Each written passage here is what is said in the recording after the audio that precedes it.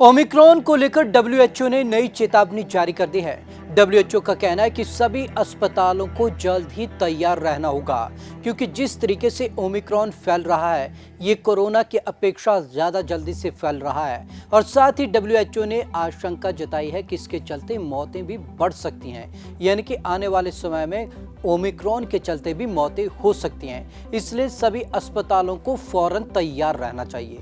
तो ये खास रिपोर्ट देखिए और समझिए कि ओमिक्रॉन का खतरा कितना जानलेवा साबित हो सकता है। 6 महीने के भीतर मिलेगी बच्चों की वैक्सीन, आधार पूनावाला।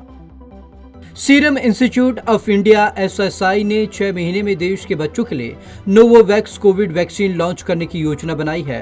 SII के CEO आधार पूनावाला ने मंगलवार को कहा कि 3 साल और उससे अधिक उम्र के बच्चों पर नोवोवैक्स वैक्सीन का ट्रायल हुआ। इस ट्रायल में अच्छे नतीजे सामने आए। आधार ने यह बात कॉन्फेडरेशन ऑफ इंडियन इंडस्ट्री की वर्चुअल कॉन्फ्रेंस के दौरान कही। दिल्ली में ओमिक्रॉन के 4 नए मामले। दिल्ली में ओमिक्रॉन के 4 नए मामले मिले हैं, जबकि पहला ओमिक्रॉन संक्रमित मरीज ठीक होकर घर चला गया। इसके साथ ही यहाँ ओमिक्रॉन के 5 मामले हो गए। देश में ओमिक्रॉन के मामलों की कुल संख्या 61 हो गई है। दिल्ली के स्वास्थ्य मंत्री सत्येंद्र जैन ने बताया कि ओमिक्रॉन के सारे मामले विदेश से आए लोगों में ही पाए गए हैं। सभी मामले स्टेबल हैं, स्थिति नियंत्रण में है। राजस्थान में भी ओमिक्रॉन के 8 नए मामले।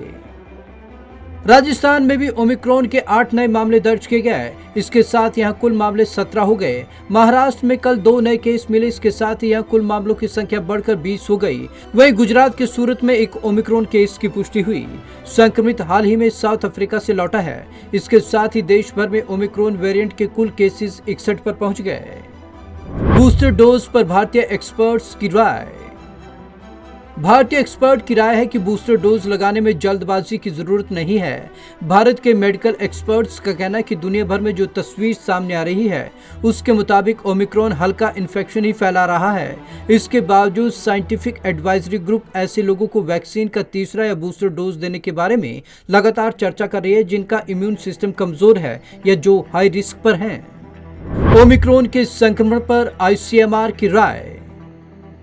Indian Council of Medical Research के एपिडेमियोलॉजी एंड कम्युनिकेबल डिजीज के हेड समीरन पांडा ने बताया कि तीसरी डोज भी ओमिक्रॉन के संक्रमण को नहीं रोक सकती। ये वैक्सीन इन्फेक्शन को रोकती नहीं है, ये सिर्फ इन्फेक्शन की गंभीरता को कम करती है। ऐसे में अगर लोग ओमिक्रॉन से संक्रमित होते भी हैं तो उन्हें हल्की बीमारी ही होगी। ऐसे में इस बात में कोई वजन नहीं कि वैक्सीन के कम प्रभावी होने के कारण कोरोना संक्रमण होता है। Bureau report, Punjab Kesari TV. तो भारत में ओमिक्रॉन का कहर लगातार बढ़ता जा रहा है। उधर चीन भी इस कहर से बचने वाला नहीं है, क्योंकि ओमिक्रॉन के मामले अब चीन में भी सामने आने लगे हैं और चीन भी अब ओमिक्रॉन को लेकर सजग हो गया है।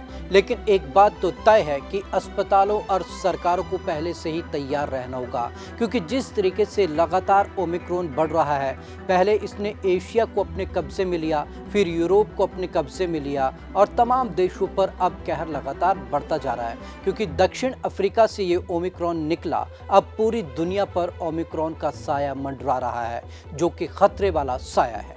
तो आज की इस खास रिपोर्ट में बस इतना ही। विवेक शर्मा को दीजिए इजाजत। नमस्कार।